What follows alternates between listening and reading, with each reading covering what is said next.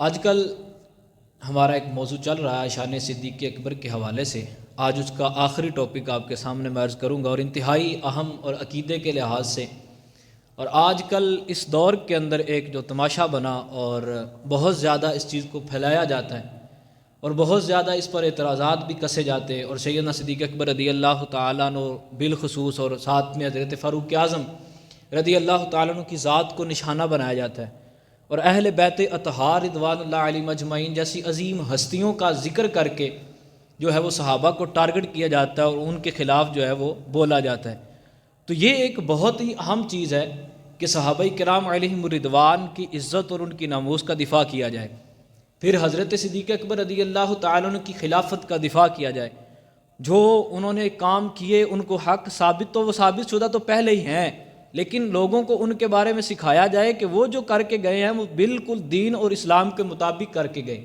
اور شریعت محمدیہ کے عین مطابق انہوں نے جو بھی کام کیے ہیں وہ اس کے مطابق تھے۔ اب حضرت صدیق اکبر رضی اللہ تعالیٰ عنہ اسلام کے پہلے خلیفہ ہیں، اگر ان پر کوئی اعتراض آتا ہے اور کوئی بندہ ان پر بات کرتا ہے کہ انہوں نے یہ کام اسلام کے خلاف کیا یا اسلام کی روح سے ایسا تھا اور انہوں نے ایسے کیا، تو یہ صرف ان پر اعتراض نہیں ہے بلکہ امت مسلمہ کی کمزوری پر اعتراض ہے کہ مسلمانوں نے اپنا پہلا خلیفہ ہی ایسا بندہ چنا ہے جو معاذ اللہ جو ہے وہ غلط کام کرتا ہے، جو شریعت کے خلاف چلتا ہے۔ تو معاذ اللہ اسلام کے اندر جو پہلا خلیفہ اسی پر اعتراض، اور پھر دوسرے خلیفہ حضرت عمر فاروق اعظم ہیں ان پر بھی اعتراض۔ تو یہ تو حضور صلی اللہ تعالی علیہ وآلہ وسلم کی تربیت پر بات جاتی ہے کہ وہ ایسی تربیت کر کے گئے اپنے صحابہ کی کہ جو سب سے قریبی صحابہ حضرت صدیق و فاروق رضی اللہ تعالیٰ عنہ، جب ان پہ لوگ اعتراض کریں، اور وہ بھی وہ کہ حضور سید عالم صلی اللہ علیہ وسلم کی سب سے زیادہ معیت، سب سے زیادہ صحبت حضرت صدیق اکبر کو حاصل، اور پھر حضرت فاروق اعظم رضی اللہ تعالیٰ عنہ کے بارے میں حضور فرماتے ہیں کہ اگر میرے بعد کوئی نبی ہوتا تو وہ عمر فاروق اعظم ہوتے۔ ایسی عظیم الشان ہستیوں کے بارے میں اگر کوئی بندہ اعتراض کرے گا تو یہ سب سے پہلے اعتراض جو ہے وہ حضور سید عالم صلی اللہ علیہ وسلم کی تربیت پہ جاتا ہے۔ کیا حضور ایسی تربیت کر کے گئے کہ جو وہ اسلام کے خلاف باتیں کریں گے یا وہ اسلام کے خلاف چلیں گے؟ تو سب سے بڑی چیز یہ ہے کہ ہم صحابہ کرام پر جو اعتراضات اٹھتے ہیں ان کے جوابات اس لیے بھی دیتے ہیں اور دینا ضروری بھی ہے تاکہ اسلام پر کل کوئی بندہ یہ اعتراض نہ کر سکے کہ مسلمانوں نے جو پہلا خلیفہ چنا وہ خلیفہ ہی غلط تھا، معاذ اللہ، وہ پہلا خلیفہ ہی غاصب تھا، وہ پہلا خلیفہ ہی ظالم تھا۔ تو اس طرح کی کوئی بات کر نہ سکے، اس کا منہ پہلے ہی بند کرنے کے لیے مسلمانوں کو اپنے عقائد کا سیکھنا ضروری ہے اور اپنے آنے والی نسلوں تک اس بات کا پہنچانا ضروری ہے۔ اور پھر آج کل بہت زیادہ ڈرامے بازی ہے، ہر طرف اپنا ایک بنا کے پلیٹ فارم لوگ بیٹھے ہیں، ہر مسجد کے اندر نیا بندہ ہے، ہر جو ہے وہ سوشل میڈیا کے پلیٹ فارم پہ نیا بندہ ہے۔ اسلام کا پتہ ہے یا نہیں ہے، لیکن اسلام کا ٹچ ضرور لگانا ہے، اسلام کی بات ضرور کرنی ہے، اور پتہ ہے یا نہیں ہے۔ ایک ڈاکٹر ہے، ڈاکٹر، اب وہ اپنی ڈاکٹری سے ہٹ کے لوگوں کو یہ بتاتا پھرے، بجائے یہ بتانے کے کہ فلاں مرض کی دعا یہ ہے، فلاں مرض کی دعا یہ ہے، یہ بتانے کی بجائے وہ یہ لوگوں کو بتاتا پھرے کہ فلاں اتنے مرلے کا گھر ہو تو اس کے اندر اس طرح کا نقشہ بنایا جائے تو یہ اچھا بنے گا، اتنی اینٹیں لگائی جائے کہ دیوار اتنے جو ہے وہ فٹ اونچی کھڑی ہوگی، اس طرح کا سریا لگایا جائے تو دیوار پختہ ہوگی، یہ کام کیا جائے تو گھر اس طرح بنے گا۔ وہ یہ نہیں بتاتا، نہ اس کا یہ کام ہے، اس کا کام ہے مرض کی تشخیص کرنا، پھر اس کے مطابق اس کی دوا دینا، اس کی میڈیسن جو ہے وہ دینا۔ وہ ڈاکٹر ہے، اسی طرح انجینئر ہے، وہ لوگوں کو یہ بتاتا پھرے بھی فلاں پھکی کھاؤ تم ٹھیک ہو جاؤ گے، فلاں مرض کے لیے یہ گولی کھاؤ تم ٹھیک ہو جاؤ گے۔ بھئی اس سے بندہ پوچھے تیرا کام ہی نہیں، تو نے کون سا حکمت سیکھی، تو نے کون سا ڈاکٹری سیکھی ہے جو تجھے پتہ ہے کہ فلاں مرض کی دعا فلاں ہے؟ جب اسے ان چیزوں کا نہیں پتہ تو آپ مجھے بتائیں اسلام کیا اتنا ہی جو ہے وہ چھوٹی چیز ہے کہ ہر بندے کو سمجھ آ جاتی؟ جس کا دل کرے سوشل میڈیا پہ بیٹھ کے شروع ہو جائے، جس کا دل کرے کرسی پہ بیٹھ کے ممبر پہ بیٹھ کے شروع ہو جائے، اسلام کے خلاف بولنا شروع کر دے، بنا کسی قاعدے کا پتہ، نہ کسی قانون کا پتہ، نہ شریعت کے اصولوں کا پتہ، نہ قرآن کا پتہ، نہ حدیث کا پتہ، آگے لوگوں کو دین سکھانا شروع کر دیا تو دین سکھا کہاں سے رہیں؟ تو اس لیے سب سے جو پہلی اور بنیادی چیز یہ ہے کہ ہم علماء اہل سنت کے پاس بیٹھیں، جو علماء حق ہے، جو سیدھی راہ پر ہمیں چلاتے ہیں، جو قرآن و حدیث کے۔ میں یہاں بیٹھا ہوں، میں ذمہ داری سے بات کر رہا ہوں، اگر آپ کو کوئی کسی بات میں شک ہے تو مجھ سے پوچھ سکتے ہیں کہ آپ نے فلاں بات کی، مجھے آپ کی بات کی سمجھ نہیں آئی، میں نے تو فلاں طرح سنی ہے، تو آپ اس کے بارے میں مجھے بتائیں، تو میں اس کی بتاؤں گا، آپ کو حوالہ دے کے قرآن سے حدیث سے بات کو ثابت کروں گا، میری ذمہ داری ہے۔ لیکن اگر آپ سوشل میڈیا پہ سنیں تو آپ اس سے پوچھ نہیں سکتے۔ میں نے ایسے بھی دیکھے ہیں کہ وہ بات کر رہے ہوتے ہیں، کوئی سوال کرتے تو وہ کہتے ہیں بدتمیز اٹھ کے باہر چلا جا۔ یہ طریقہ نہیں ہے، طریقہ یہ کہ اس کو بتایا جائے، اس کے سوال کا جواب دیا جائے۔ اس طرح کے لوگ آج کل فتنہ فساد پھیلاتے ہیں اور پھر مسلمانوں کے ذہن میں، اور لوگ پھر اتنے پاگل ہیں وہ میں نے ایک کہانی پڑھی، اس بندے نے بڑی کمال کہانی لکھی. وہ کہتا ہے ایک بچہ تھا، اسٹوڈنٹ تھا، اور کسی شہر کے اسکول میں، بڑے اسکول میں پڑھتا تھا. اسے ایک ٹاپک دیا گیا کہ آپ نے جو نا وہ غریبی کے موضوع پہ ایک مضمون لکھنا ہے. اب اس نے مضمون کیا لکھا جی؟ کہتا ہے ایک بہت ہی غریب باپ کا بیٹا تھا، اس کے پاس ایک لیموزین گاڑی تھی پرانی، اس کے پاس ایک بنگلہ تھا پرانا، اس کے پاس کروڑوں روپے تھے، پھر بھی وہ غریب تھا. کیوں؟ وہ کچھ لے نہیں سکتا تھا. اب اس طرح کی کہانی سنا کے وہ کیا ثابت کر رہا ہے جی؟ وہ غریب تھا، حالانکہ وہ غریب تو نہیں. اسی طرح کہ وہ کہتا ہے کہ اسی طرح کے بھونڈے لوگ ممبر پہ بیٹھ کے، کرسیوں پہ بیٹھ کے لوگوں کو اپنے پاس بٹھا کے وہ کہانی کس طرح سناتے ہیں. وہ اس طرح رو رو کے ان کے سامنے گیت گائیں گے، رو رو کے بات کریں گے کہ سچی بات، جو جھوٹی بات جو ہے نا، وہ بھی اگلے بندے کو لگے کہ بڑا سچ بول رہا ہے، یہ بڑا ظلم ہو گیا، بڑا یہ ہو گیا، بڑا وہ ہو گیا. ایک کو میں سن رہا تھا، وہ سیدہ پاک سیدہ فاطمہ الزہرا رضی اللہ تعالی عنہا اور باغ فدق کا جو معاملہ ہے، جس معاملے پہ ہم بات کرنا چاہ رہے ہیں، اور حضرت صدیق اکبر رضی اللہ کہتا ہے جی مناظرہ ہوا. اب وہ ساری اس نے کہانی جھوٹ گڑی اور سنا کس طرح لایا. لوگ اونچی اونچی رو رہے ہیں، چیخیں مار رہے ہیں. بات کس طرح کر رہا ہے؟ سیدہ پاک دربار میں گئیں، حضرت صدیق اکبر کے پاس گئیں، جا کے مانگا، صدیق اکبر نے دیا نہیں، سیدہ پاک رونے لگی. اب مجھے آپ بتائیں، آپ کی اور میری کوئی ہو رشتہ دار ہو یا آپ کی بیٹی ہو اور وہ کسی حکمران کے دربار میں جا کے اس سے آپ اپنا حق مانگے، وہ دے نہ تو وہاں چیخیں ماریں، اسے کون عقل مند کہے گا؟ وہ اسے کون صبر کرنے والے کہے گا؟ اور کائنات کے اندر سب سے زیادہ جو صابر ہے وہ حضرت فاطمہ الزہرا ہے، کہ کئی دن بھوکی رہی ہیں، لیکن پھر بھی کبھی جو ہے وہ اللہ تبارک و تعالیٰ کی ذات پہ اعتراض نہیں کیا. حالانکہ ان کے پاس تو طاقت اتنی ہے کہ رسول کریم صلی اللہ علیہ وسلم فرماتے ہیں کہ میرے رب نے مجھے فرمایا ہے، اختیار دیا ہے کہ اگر میں چاہوں تو یہ جو پہاڑ ہے سونے کے بن کے میرے ساتھ چلنا شروع کر دیں، یہ میرے ساتھ جو ہے وہ سونے کے بن کے چلنا شروع کر دیں. رب نے مجھے اختیار دیا ہے، لیکن پھر بھی میں نے فقر کو اختیار کیا. اور حضور سید عالم صلی اللہ علیہ وسلم 3 دن جو ہے وہ فاقہ کرتے تھے. اور حضرت سیدہ فاطمہ رضی اللہ تعالیٰ عنہ کے گھر کوئی مانگنے آ جاتا، فقیر آتا، تو آپ امام حسن و حسین کا کھانا اٹھا کے انہیں دے دیتی تھی، وہ ساری رات وہ بھوکے سوتے تھے. اس طرح کے لوگ تھے، وہ ایک باغ کے لیے لڑیں گے. تو یہ ایک معاملہ جو ایشو کریٹ کیا جاتا ہے اور لوگوں کو ورگلایا جاتا ہے، اور سیدنا صدیق اکبر رضی اللہ تعالیٰ عنہ کے خلاف لوگ بھونکتے ہیں. آپ شاید اس چیز سے واقف نہ ہوں، لیکن اگر آپ اس طرف کے معاملات کے اندر اگر کبھی بھی آپ کو اس طرح کے معاملہ دیکھنا پڑ جائے یا آپ کے سامنے آئے، تو آپ دیکھیں گے کہ لوگ سیدنا صدیق اکبر رضی اللہ تعالیٰ عنہ پہ بھونکتے ہیں، ان پہ اعتراض کرتے ہیں. اب دیکھیے یہ معاملہ کس طرح ہوا. ایک یہ باغ تھا کیا اور مال کی اقسام کیا ہوتی ہیں، یہ ساری تقسیم میں آپ کے سامنے عرض کرتا ہوں. معاملہ سارا کھل کے سامنے آ جائے گا کہ کیا جھگڑا تھا اور لوگوں نے اس کو کیا فساد اور فتنہ بنا کے لوگوں کے سامنے پیش کیا، اور اس کو کس طرح جو ہے وہ اہل بیت اطہار کی آڑ کے اندر صحابہ کرام کو برا بھلا کہا جاتا ہے. اب خیبر کی جب جنگ ہوئی نا، جنگ خیبر ہوئی، اس وقت خیبر فتح ہو گیا. خیبر کے فتح ہونے کے بعد یہودی وہاں سے بھاگ گئے. اب یہودیوں کے بھاگ جانے کے بعد جہاں پہ وہ گئے نا، جس گاؤں کے اندر، تو مسلمانوں نے سوچا کہ وہاں پہ بھی حملہ کرتے ہیں، ان کو بھی فتح کرتے ہیں. اب جب حملہ کرنے کو سوچا، انہیں پتہ چل گیا، انہوں نے کہا اگر یہ خیبر پر حملہ کر کے خیبر کو فتح کر سکتے ہیں نا، تو یہ اس جگہ کو بھی فتح کر سکتے ہیں. تو اس لیے بہتر یہ ہے کہ ہم پہلے ان کے ساتھ معاہدہ کر لیں، کوئی نہ کوئی معاہدہ کر لیں تاکہ یہ ہمیں امن کے ساتھ رہنے دے.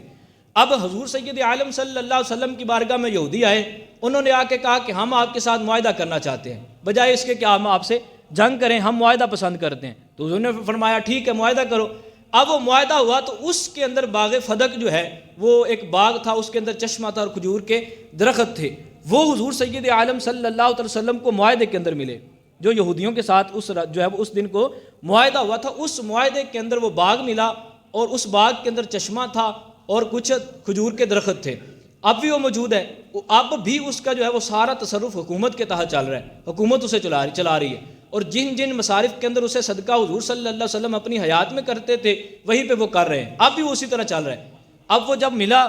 اب مال کی ہوتی ہیں 3 قسمیں. ایک ہوتی ہے مال، اس وقت جو مال تھا حکومت کے تحت، اس کی 3 قسمیں تھیں. ایک وہ جو زکوٰۃ کا مال آتا تھا، صدقہ فطر کا مال آتا تھا، یا اس طرح کے جو صدقات وغیرہ آیا کرتے تھے، ایک وہ تھا. ایک مال غنیمت تھا اور ایک مال فے تھا. مال غنیمت ہوتا ہے کہ جس طرح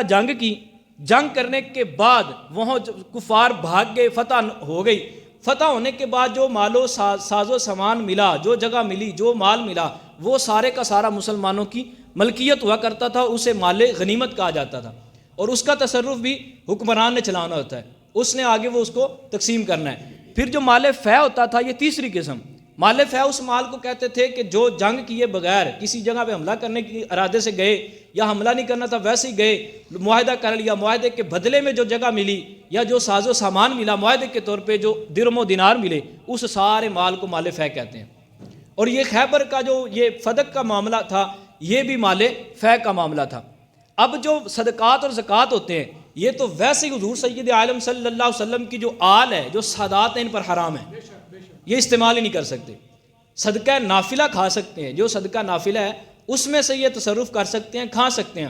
لیکن جو صدقات واجب ہے، جس طرح زکوٰۃ ہے، فطرہ ہے، منت کے پیسے ہیں، ٹھیک ہے، ان سے یہ نہیں کھا سکتے، ان پر حرام ہے۔ دوسرا مال غنیمت اور مال فے ہے، تو اس کا تصرف تو خود اللہ تبارک و تعالیٰ نے خود قرآن مجید میں بیان فرمایا ہے۔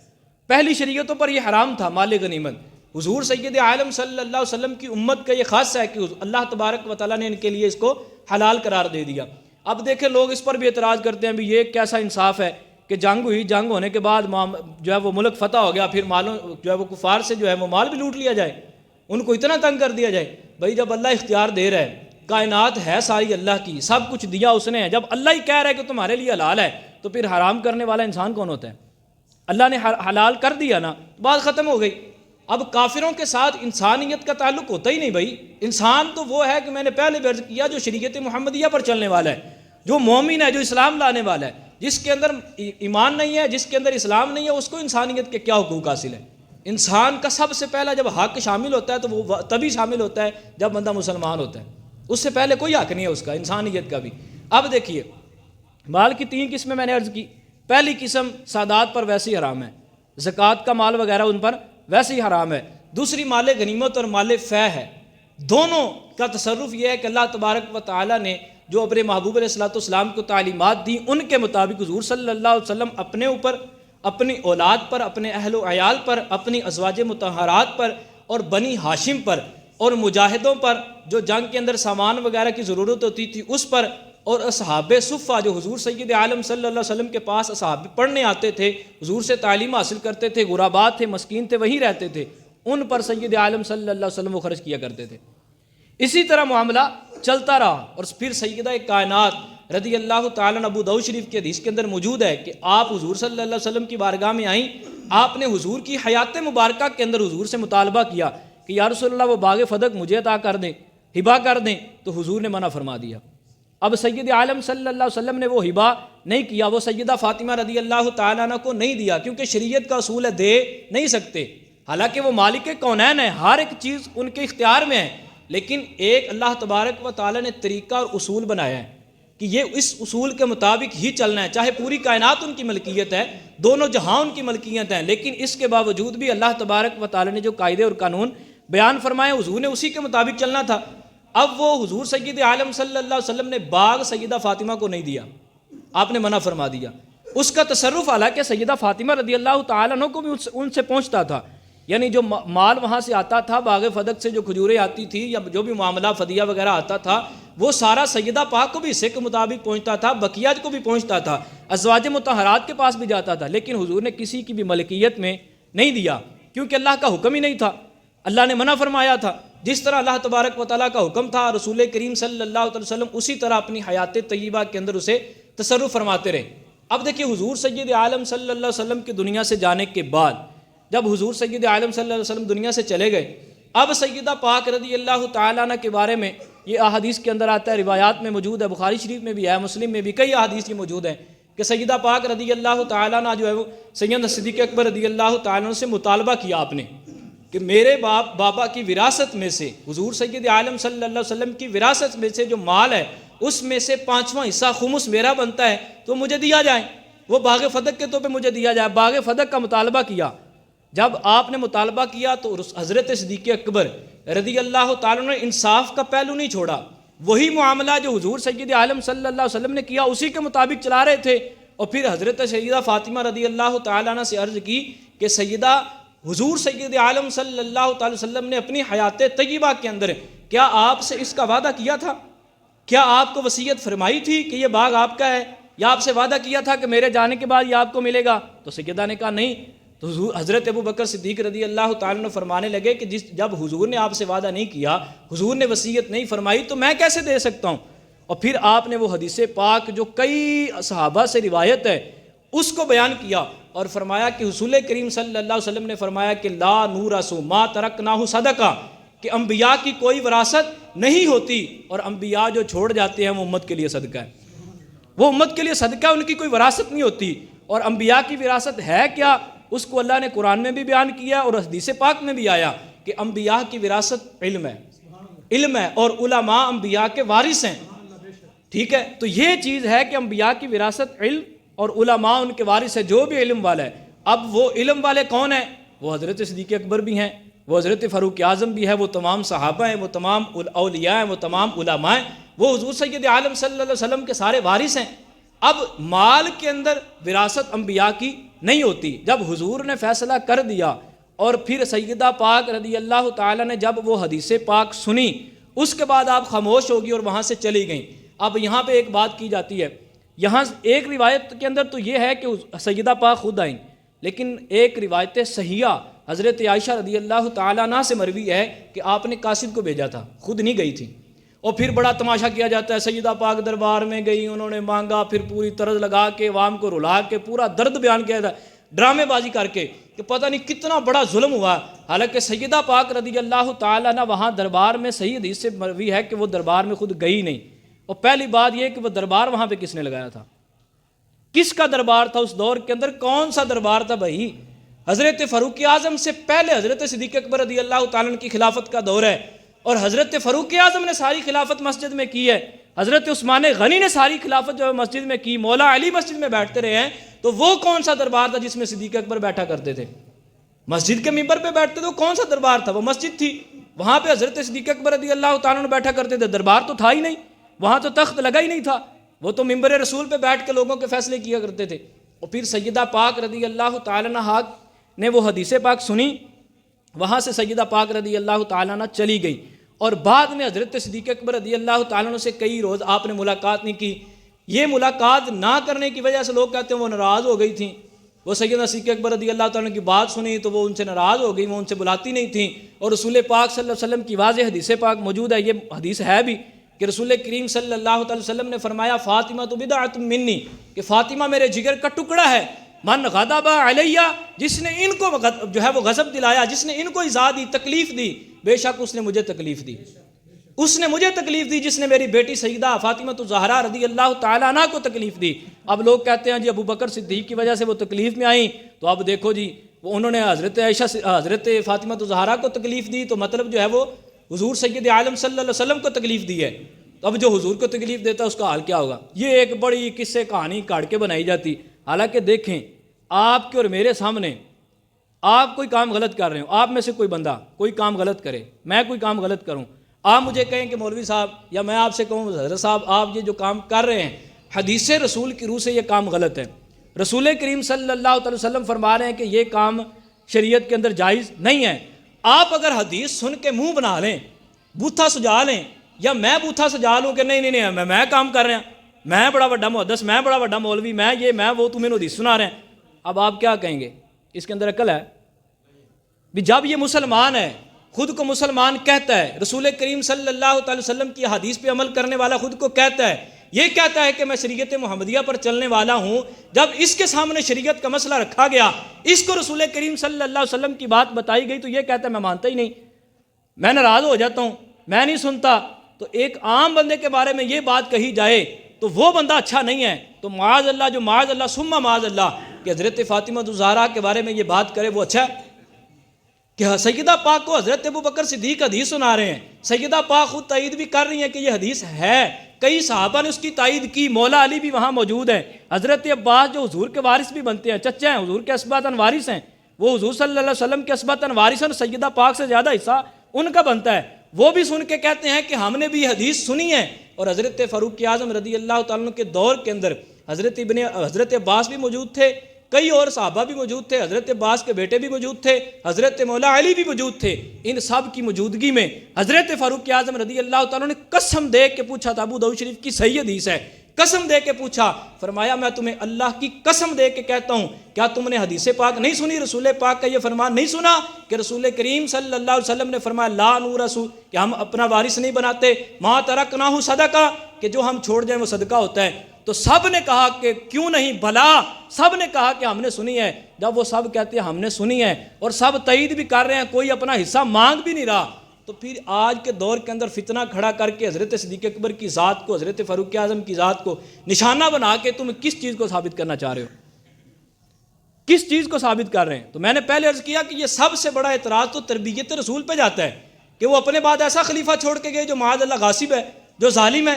جو لوگ اپنے جو ہے وہ حضور صلی اللہ علیہ وسلم کی بیٹی کا حق ہی نہیں دے رہا، ثم معاذ اللہ۔ تو اب دیکھیے سیدہ پاک رضی اللہ تعالیٰ عنہ وہاں سے لوٹ گئیں، اب قاعدہ اور قانون کیا ہے؟ حضرت صدیق اکبر حضرت فاطمہ الزہرا کے کوئی محرم تھے؟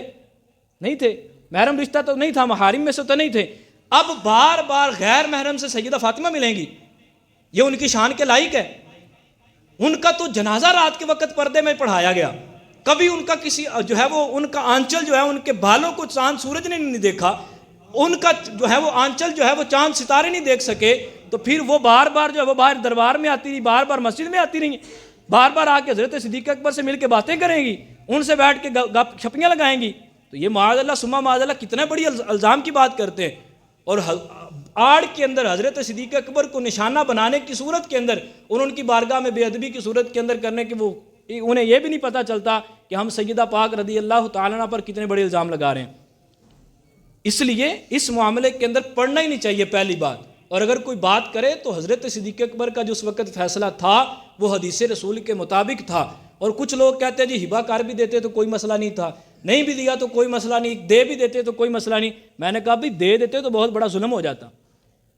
حدیث رسول پہ عمل نہیں ہو رہا۔ جب پہلا خلیفہ یہ حدیث کے خلاف کام کرے گا، رسول کریم صلی اللہ علیہ وسلم کے فرمان کے خلاف چلے گا، تو پھر اسلام کا نظام کیسے چلتا؟ بھئی سب سے بڑا کام ہے نا، خلیفہ کا کام ہے معاملات کو سنبھالنا، شریعت کے مطابق لے کے چلنا۔ جب پہلا خلیفہ اسلام کا جو ہے وہ سخاوتیں کرتا پھرے اور اسلام کے مطابق چلنے کی بجائے اسلام کے خلاف چلے، تو پھر کیسے معاملات چل سکتے، کیسے لوگ اسلام کو مانتے؟ تو اس لیے اسلام کے مطابق اور حدیث رسول کے مطابق چلنا ضروری تھا۔ اور حضرت صدیق اکبر رضی اللہ تعالیٰ کے بارے میں لوگ جو کہتے ہیں نا کہ وہ سیدہ پاک ناراض ہو گئی، اس پر بھی حدیث پاک صحیح کے اندر صحیح حدیث پاک موجود ہے، اور کئی راویوں نے اس کو روایت کیا۔ میرے پاس موبائل کے اندر اس کا جو ہے وہ حوالہ بھی موجود ہے، اگر کوئی دیکھنا چاہتے میں دکھا بھی سکتا ہوں کہ کئی احادیث کے اندر موجود ہے کہ وہ حضرت صدیق اکبر رضی اللہ تعالیٰ نے بھی یہ گمان کیا تھا کہ شاید وہ مجھ سے ناراض ہو گئی ہوں تو میں منانے چلا جاتا ہوں۔ حضرت صدیق اکبر گئے، دروازے پہ دستک دی، حضرت مولا علی آئے، آپ نے پوچھا کون ہے؟ حضرت صدیق اکبر نے بتایا کہ میں سیدہ پاک رضی اللہ تعالیٰ عنہ سے ملنا چاہتا ہوں۔ تو حضرت علی رضی اللہ تعالیٰ عنہ نے سیدہ پاک سے پوچھا کیا آپ سے وہ ملنے آئے، آپ ملنا چاہتی ہیں؟ تو سیدہ پاک نے فرمایا اگر آپ اجازت دیتے ہیں، شوہر کی اجازت ضروری ہوتی ہے نا،